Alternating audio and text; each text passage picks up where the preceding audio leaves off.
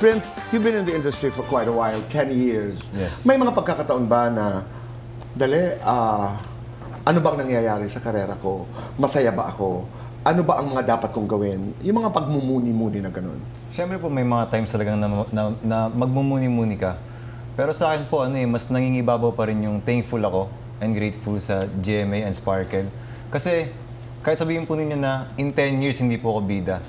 Pero po, the fact na umabot po ako ng 10 years dito at hindi po ako nababakante sa loob ng isang taon or what, laging kahit may mga tapings po. So, very thankful po ako. That's the spirit, di ba? Binibilang mo kung anong meron ka. Opo. At saka, ako ang pananaw ko bilang isang manager, parang kanya-kanya talaga eh. Opo. Di ba? Kanya-kanyang time din po talaga eh. So parang, hindi mo po pwedeng sabihin na parang tapos na lumipas na yung time mo. Kasi anytime naman po, next year or in the next 5 or 10 years, pwedeng maging time mo